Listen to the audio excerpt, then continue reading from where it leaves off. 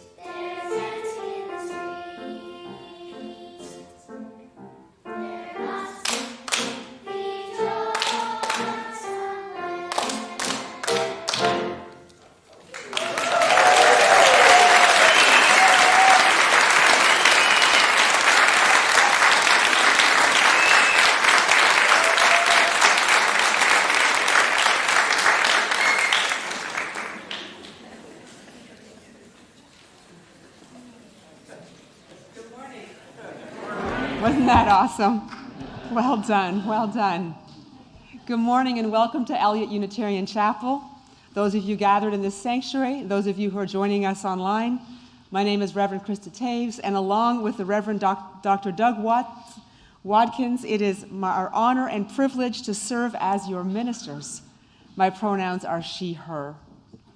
In this congregation, we commit ourselves to courageous love, spiritual growth, and compassionate action. We are people of all ages, many backgrounds, and many beliefs. We are people of diverse orientations, identifications, family structures, and abilities. Our core values are justice, equity, and compassion. We are working for more justice and more love in our own lives and in the world. If you're visiting, a very special welcome to you. I hope that your time with us will be meaningful, that you'll experience being warmly welcomed, and that we will see you again. For those of you here on site, you should have received a guest form.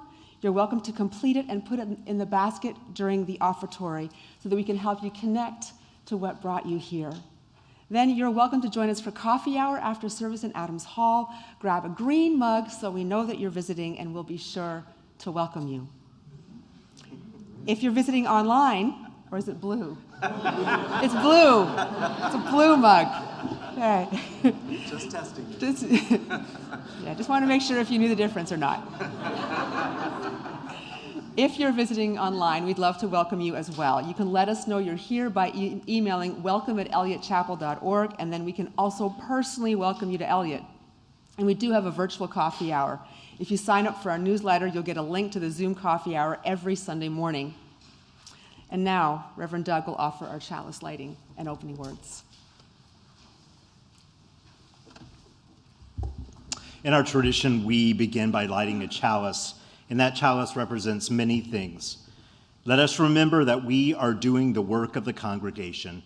When we do the work of this congregation, we touch lives. When we touch lives, we change the world. May this chalice flame we now kindle represent that important work. Elizabeth Strong reminds us, today we celebrate a dream awakening. Today we worship with renewed hope in our hearts. Today we act on an audacity of hope and dream for the future. Today we begin the hard work of justice, equity, and compassion in all human relations. For today is a day like no other, and it is ours to shape with vision and action. Let us worship together and celebrate a dream awakening. I invite us to rise in all the ways that we do and join in our opening hymn, One More Step.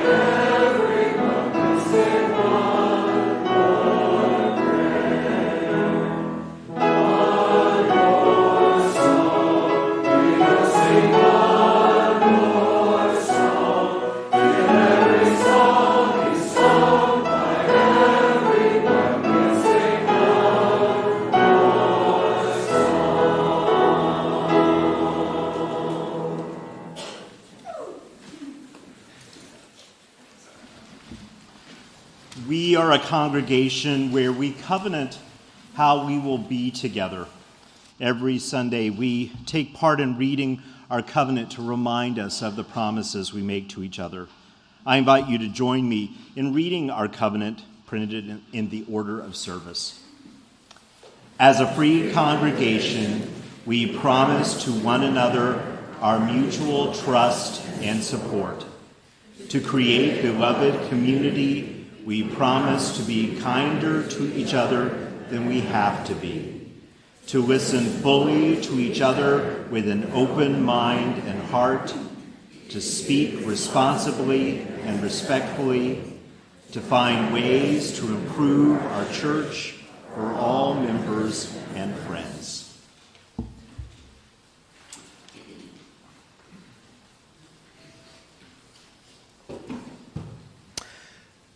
So we begin many things this Sunday.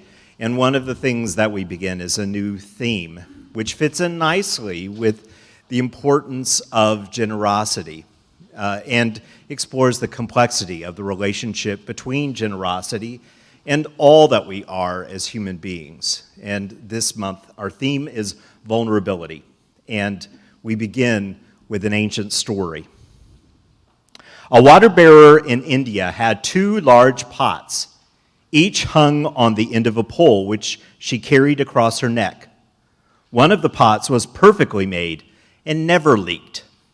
The other pot had a crack in it, and by the time the water bearer reached the master's house, it had leaked much of its water and was only half full. For a full 2 years, this went on daily, with the bearer delivering only 1.5 pots full of water to the master's house. Of course, the perfect pot was proud of its accomplishments, but the poor, cracked pot was ashamed of its own imperfection and miserable that it was able to accomplish only half of what it had been made to do. After 2 years of what it perceived to be a bitter failure, it spoke to the water bearer one day by the stream. "I am ashamed of myself, and I want to apologize to you." Why? Asked the water bearer. What are you ashamed of? "I have only been able these past 2 years to deliver half my load because this crack in my side causes water to leak out all the way back to the master's house. Because of my flaws, you've had to do all this extra work, and you don't get full value for your efforts." The water bearer felt sorry for the old cracked pot, and in her compassion, she said, "As we return to the master's house, I want you to notice the beautiful flowers along the path." Indeed, as they went up the hill, the old cracked pot took notice of the sun warming the beautiful wildflowers on the side of the path, and this cheered it some. But at the end of the trail, it felt bad again because it had leaked out half its load, and so again the pot apologized to the bearer for its failure. The bearer said to the pot, "Did you notice there were flowers only on your side of your path and not on the other pot's side? That's because I have always known about your flaw, and I took advantage of it. I planted flower seeds on your side of the path, and every day while we walk back from the stream, you have watered them. For 2 years, I have been able to pick these beautiful flowers to decorate my master's table. Without you being just the way you are, he would not have had this beauty to grace his house." Each of us has our own unique flaws and gifts. In some ways, we are all cracked pots. True words have never been spoken, but if we allow it, the holy and the good in us may use our flaws to grace the world. In the great economy, nothing goes to waste. Don't be afraid of your flaws. Acknowledge them, and you too can be the cause of beauty. Know that in our weakness, we may find our strength. I invite those who will be joining in religious education to make their way now to their classes. We will sing you out with our good wishes as we sing together, "From You I Receive."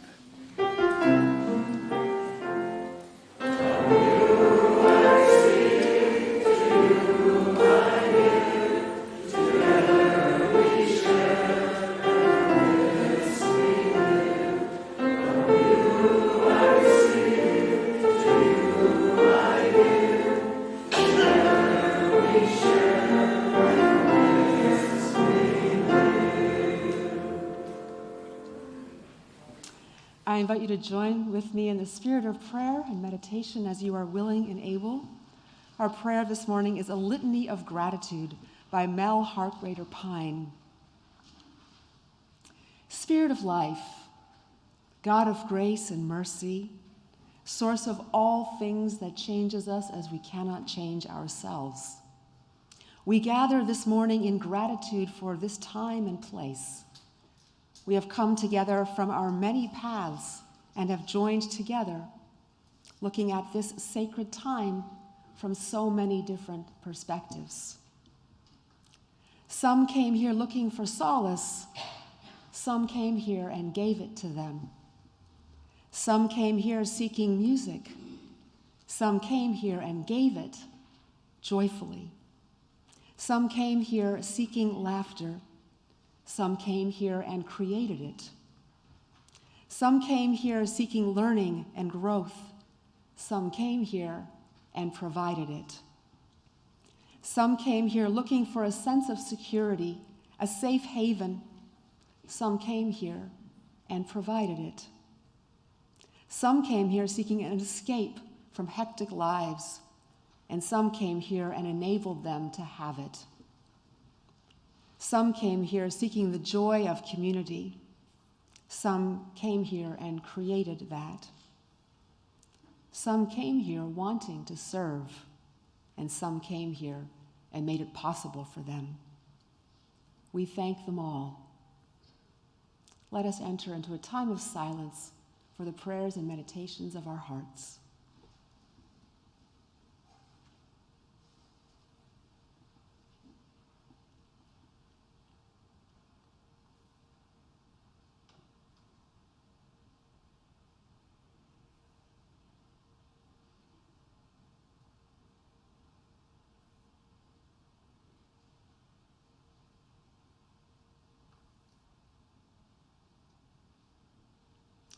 Let us lift up those we would name in prayer.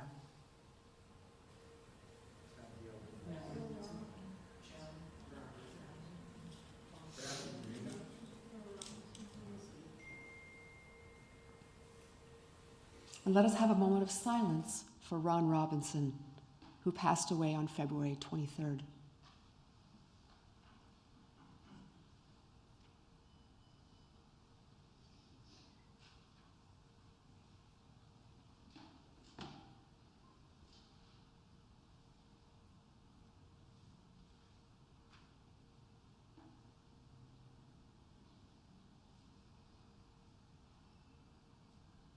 May the prayers and deepest longings of our hearts be held in the crucible of this beloved community, and may what we seek and what we create be a transformative blessing to us all and those far beyond these walls. Amen, and blessed be. I invite you to stay seated for our meditative hymn number 113, Where is Our Holy Church?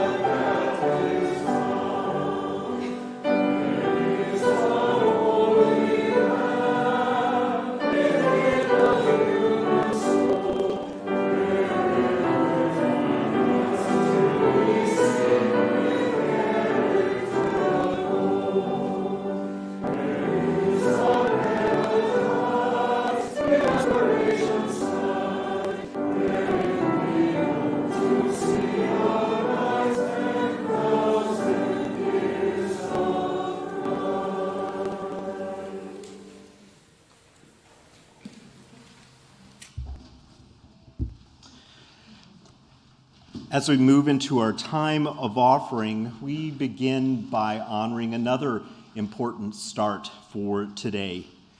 This day, we begin our stewardship campaign for this year, and it is an important year anyway because of, one, being in transition time and preparing ourselves for a new era. And certainly, every congregation is in the midst of recovering from the complexities of the pandemic, and the financial circumstances are but one of the ways that we are doing that. So it is important work that we are doing with our stewardship campaign, and we are especially grateful for the folks who are helping us do that work. I would like to invite Mary Myhouse and Kathy Becker to come up and share with you a little bit as we kick off this campaign. Welcome, Kathy and Mary.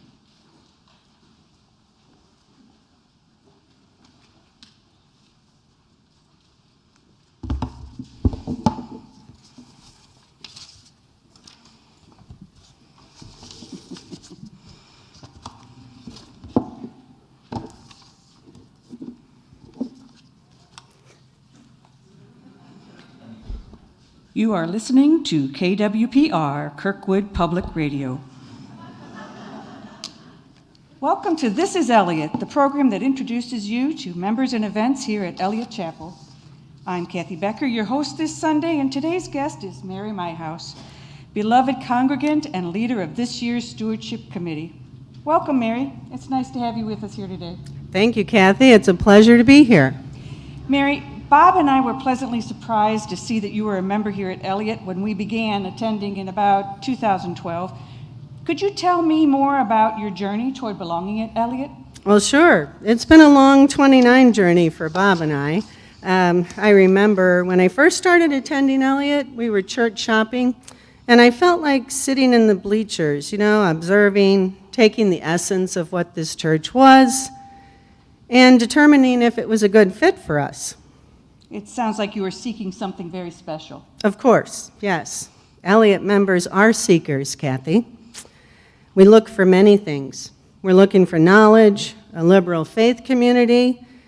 Some of us are looking for a balanced religious education for our children, companionship, good friends, good music, and inspirational sermons. And you found those here? Absolutely.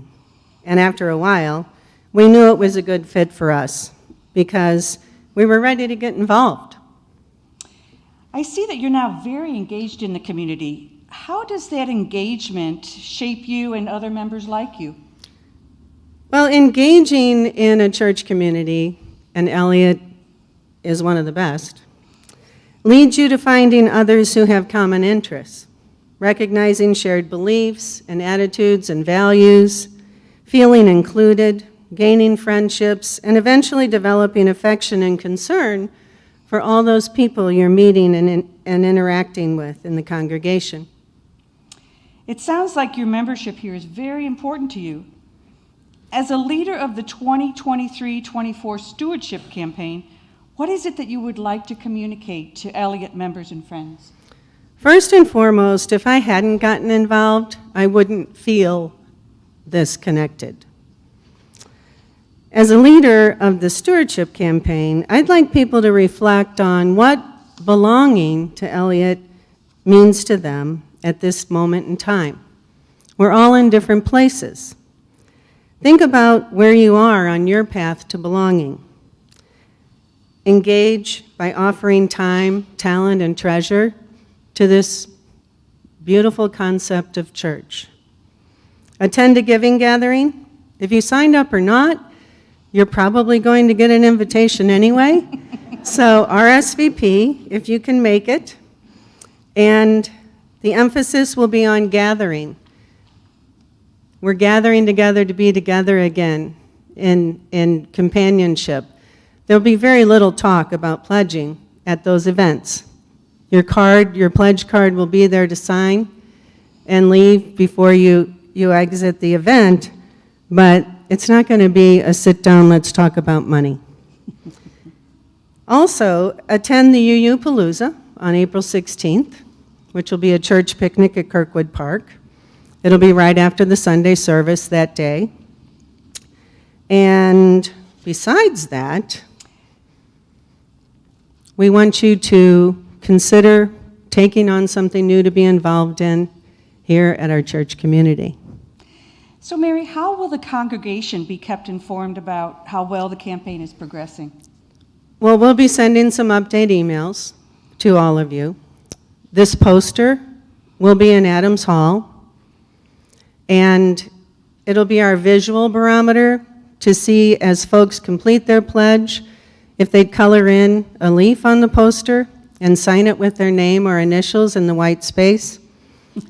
Bob Becker will show us what to do. Because, of course, he and 9 others have already pledged at this point. On Eliot's website, there's information about the canvas under the Giving tab, titled under Belonging. Thank you, Bob.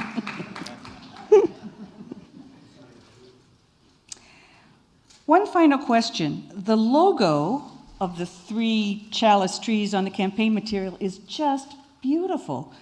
Did your team create that?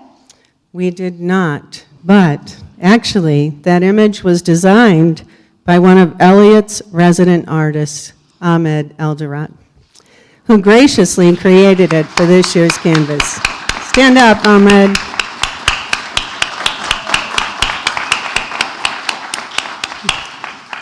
Thank you so much for your artistic talent and your generosity. We so appreciate it. Is there anything else you would like the congregation to know at this time?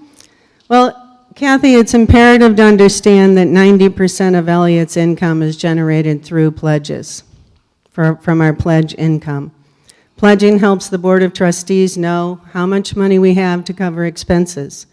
So please take time to pledge your support before the end of the campaign on April 16th. It can be at the Giving Gathering, it can be online, it could be dropping it into the box in Adams Hall, whatever suits your needs. Mary, this has been a wonderful and very informative chat this morning. I want to thank you for joining us today and for all that you and the Stewardship Committee are doing to support the well-being of this special community. You are so welcome. It was my pleasure. One more thing. We are celebrating belonging today by having free donuts in Adams Hall after the service, and it's just to remind you, do not forget to pledge.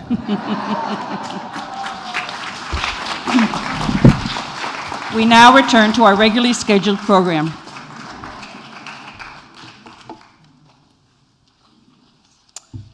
Thanks to both of you for your hard work so far, and it's our turn to do the important work together. We also are a generous people in other ways as well. We regularly, every month, choose an organization that does essential work in our community to support with half of our offering. And for this month, we will be supporting Seeds St. Louis. Since 1984, they have sought to connect people to the land, to their food, to each other. And they do this primarily through a network of over 250 community gardens, school gardens, and urban orchards in neighborhoods throughout the St. Louis area. Their purpose is to provide communities with the tools, education, and empowerment to grow their own food. So I invite us in this month and on this first day of the offering to support them, to be generous, as together the offering is given and received in a spirit of love, connection, and generosity.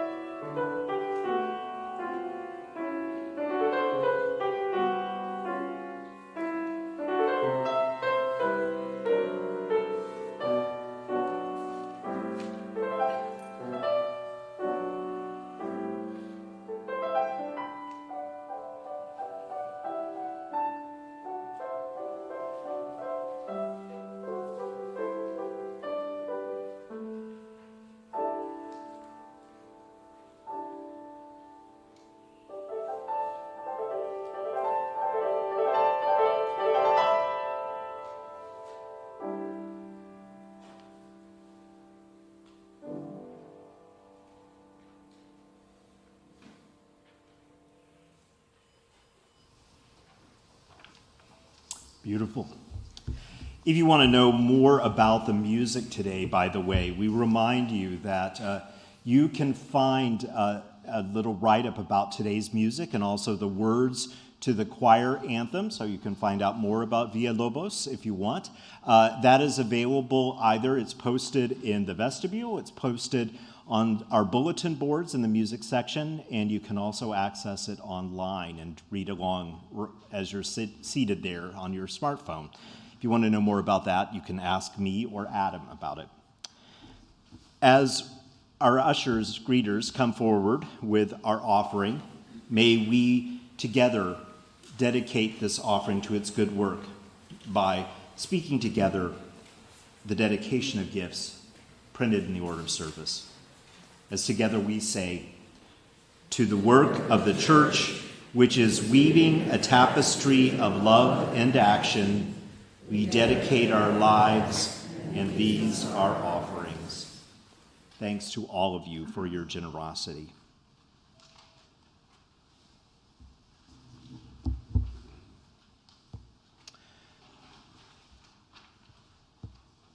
So another thing that we are doing today is part of an ongoing aspect of the interim time, an interim conversation that invites us to think about some of the most essential components of our life together.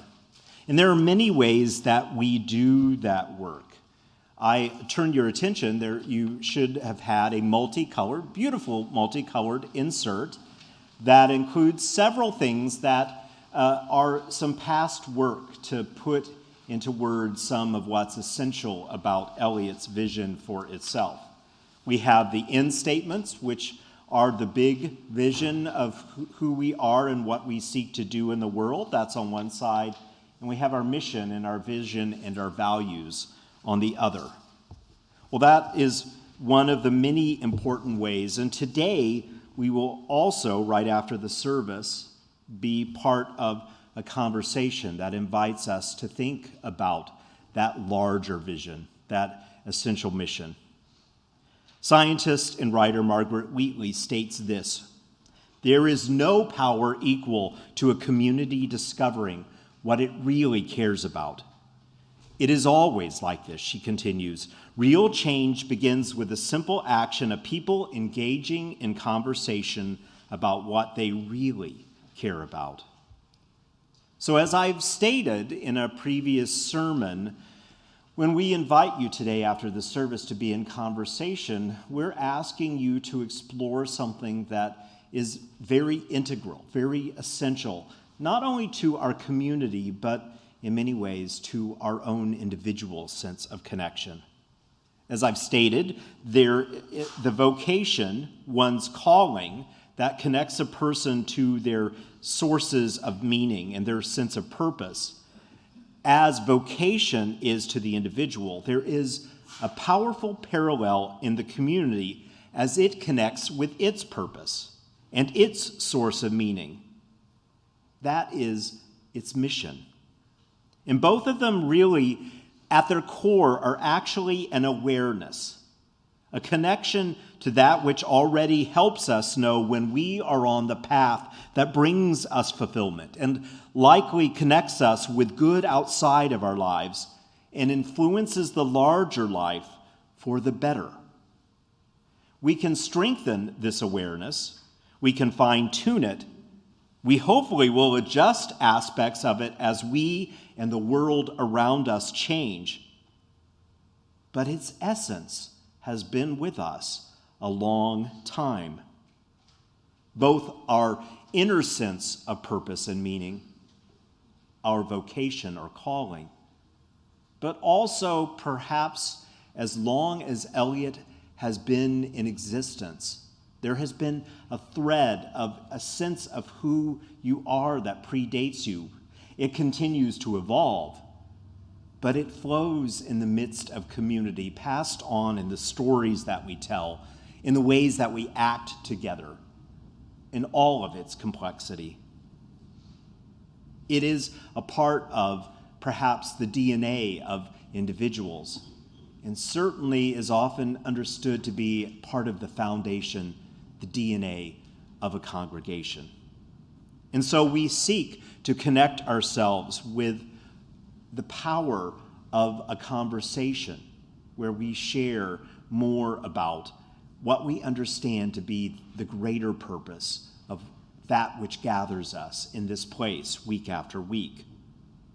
And so I invite you to be in conversation after this service. It isn't the only conversation we will have over the long haul of the transition, but it's a good, essential, important one.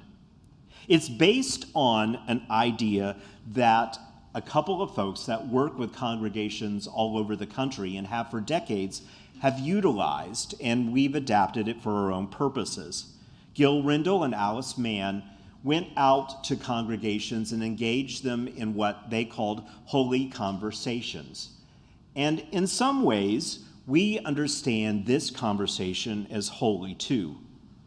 We need to be willing to name the holy. That is, to put a name to that which we hold most dear and precious in our individual and our shared life. And that's the essence of what we are trying to do today. We'll do that by exploring 3 individual questions. Who are we? Whom do we serve? And what is the world asking of us in the next few years? To answer the question of who are we think about the common traits that have been a part of this congregation for a long time. The things that are a part of the essence of who we are as a congregation. Both the good and the more challenging, because both of them will contribute to how we work at the essential things that we're trying to do together. And it's important to understand the power of identity in the midst of that. The second question was originally, who is my neighbor? Which is a very good question, but we slightly rephrase it to whom do we serve?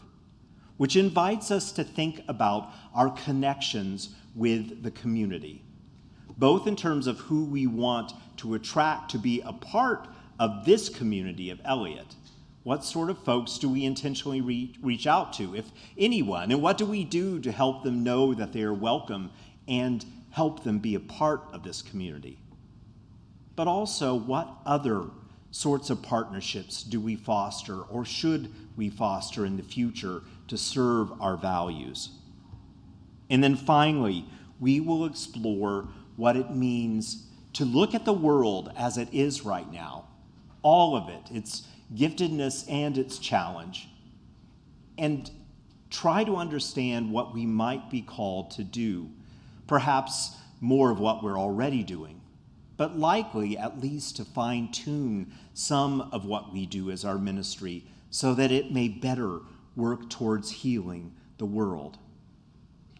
It's important that this is a conversation, because a conversation asks us to speak and to listen. We make these choices not entirely based on just our own thoughts. It is essential that we listen to each other. We are a community, and so what we come to believe as the shared story is what makes our mission. We each contribute to that, but the listening helps us understand the larger picture. And the same is true when we think about what we're called to do in the world. We listen carefully, creatively, thoughtfully to what is happening in the world and see what it asks of us. At the end of her writing, Margaret Wheatley reminds us about the ongoing conversation that matters. She invites us to talk to the people you don't know, talk to the people you never talk to, and be intrigued by the differences you hear. Expect to be surprised. Remember, you don't fear the people whose stories you know. Real listening always brings people closer together. Trust that meaningful conversations can change your world. Rely on human goodness. Stay together. So in this month of exploring belonging, I invite you to be part of this conversation.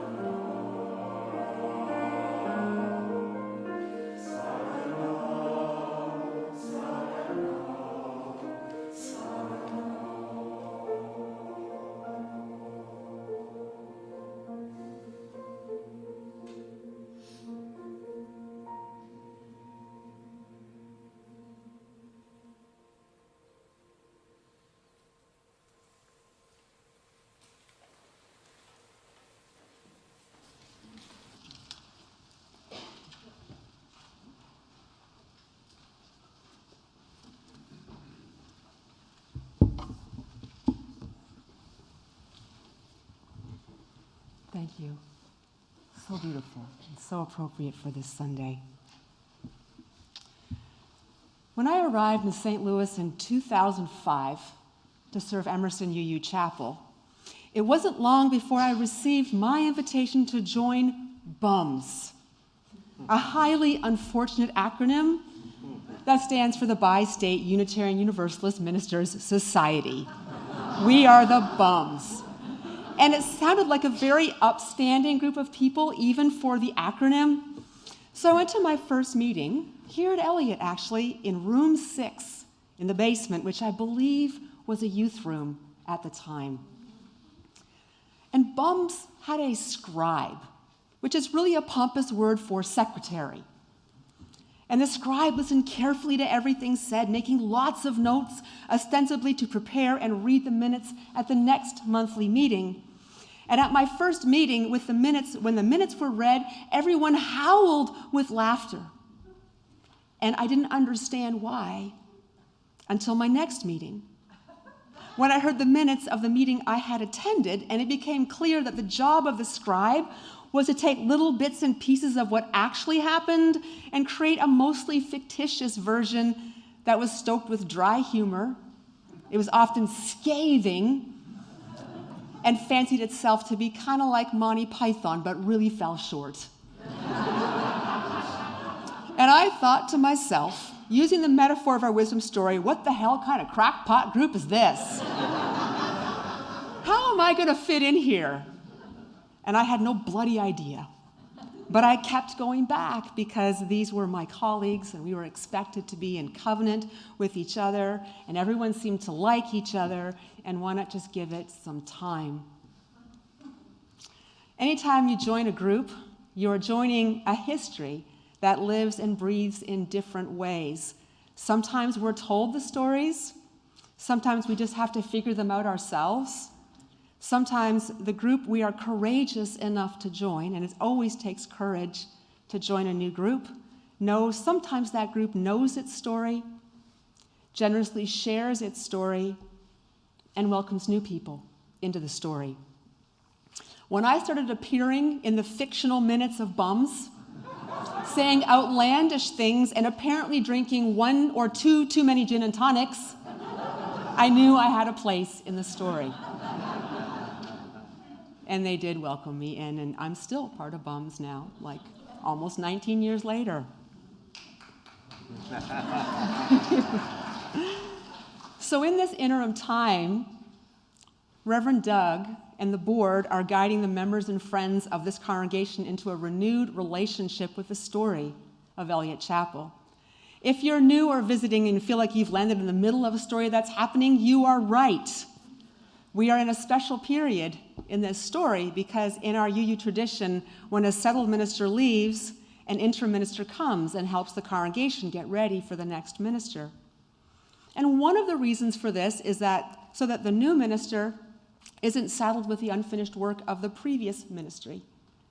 And the bigger reason is that this is a time for the congregation to take stock of who they became, who you became in that ministry, and where you met your own expectations, and where you fell short of those expectations, and what you want to do differently.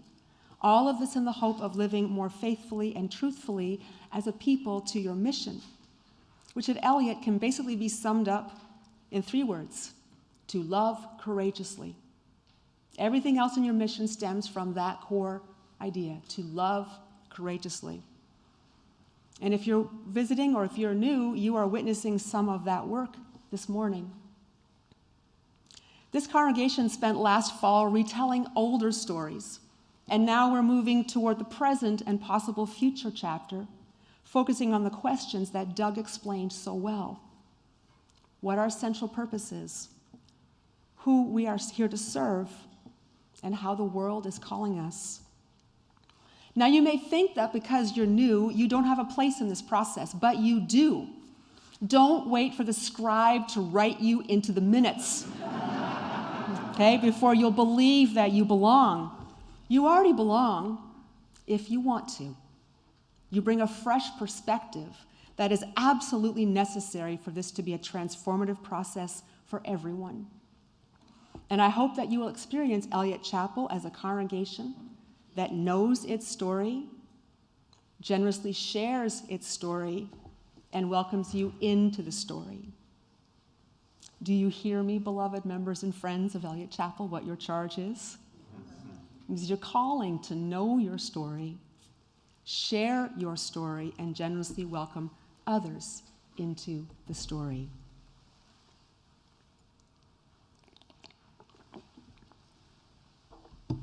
Now, some of you were here for the last interim time. How many of you were here for the last interim time? Quite a few of you. It was from 2010 to 2013. And this was a challenging time in Eliot's story because there was conflict around the departure of the settled minister, which also meant that there was division, and everyone really wanted to do the right thing, really wanted to feel like a united community so that you could feel better about yourselves and so that you would be in a better place to welcome a new minister. Your first interim minister was Reverend David Keyes, who, let's be honest, ministered like a military general. Did he not? But there was a lot to do, and maybe it needed a military general, and he was there to help make it happen for you. Well, in 2012, as you were about to launch in your search, David brought me into the process in a very unique way. He asked me to review the results of the congregational survey many of you had completed to help the search team understand what your priorities were for your new minister. He asked me to review the results through the lens of a minister in search. What could a minister in search imagine for themselves in your story? How did you understand your central purpose at that time? Who were you there to serve? And how is the world calling you? We spent a whole Saturday afternoon together. How many of you remember that afternoon? It was a good afternoon. I offered my insights into the results of the survey, and we had a great conversation that lasted actually way longer than my presentation. There was just so much to say and to think about. And some of you were afraid that you were a cracked pot, unable to hold water. You wanted to be united, but you were afraid of speaking to the differences in the congregation in case they separated you even more and added to the harm. But as you spoke, I also got a sense of where the flowers were blooming from the water that was seeping through the cracked pot. You were, in fact, surrounded by gardens of beauty and promise. And as many of you spoke, even of your fears and concerns, I became excited for you and hopeful for you and honestly relieved for you. And why was I relieved? Because whenever there's a conflicted departure of a minister, other ministers become nervous about that church, whether it can be a healthy place to do ministry. Will they be treated well and fairly? And I left that meeting feeling good about the story that your next minister would walk into when they arrived. And that person was Reverend Barbara Gaydon, also a cracked pot, because aren't we all? She was both more than you wanted and sometimes not quite enough of what you wanted, which is absolutely and totally normal, because no minister can do everything a church expects them to do, and no congregation can be exactly the congregation that a minister wants for themselves either. It does go both ways.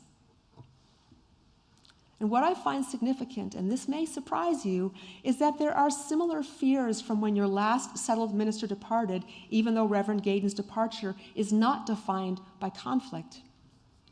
There's a fear that you might be a cracked pot in some need of restoration. The early years of the pandemic were awfully hard on us. So many ministries were put on hold. Not being together, not being able to worship together, not being able to sing together, not being able to have coffee hour together. Month after month after month, it took its toll. And we got scared that we were going to lose something precious here. And then your lead minister had some unexpected major health issues that prevented your shared ministry from being what both of you wanted. So with those two things, right? A pandemic and a minister with chronic health care issues, there's understandably some worry that the cracks in the pot have become too wide. But having landed in this congregation at the beginning of that pandemic and weathered it with you, I can tell you, don't worry. Don't worry, because this is what I'm seeing. The shared ministry birthed many gardens of blossoming flowers. So often a blessing comes with brokenness, and yes, there is brokenness. But if we can open our hearts to receive it rather than become hardened through it, then through the times of brokenness, when we're worried that the cracks in our pot are too wide, we get to be more human, more humble, more empathetic, more generous, and even more whole. And all that is happening now, springing up in little gardens popping up throughout church life, because our cracks got so wide. Because of it, not in spite of it. I mean, have you felt a new energy this year? Yeah, I sure have. I love it. And I have to think that some of the water that leached out of that cracked pot planted the seeds for what we are enjoying now. We are still being nourished by the blessings of your shared ministry, even for all the ways that it couldn't become what you hoped for, possibly even because of the ways that it couldn't become what you hoped for. So I still go to Bums. We don't have a scribe anymore. We let that go because there had been so much turnover that the tradition didn't speak to us anymore. And so rather than try and force something to stay into existence, we just let it go so we could focus on what we needed to be in that time. In other words, we looked at what our purpose was. Who are we there to serve? And how is the world calling us? But the cracked pot of the scribe tradition is still blessing us in the wonky humor that often erupts in our time together. And somewhere in the cellars of First U St. Louis are like the tome of the scribe's minutes, which will someday be discovered and people will wonder, what? What? But my prayer is that as you approach these central questions, you will embrace the blessing of the water that seeped through the cracked pot.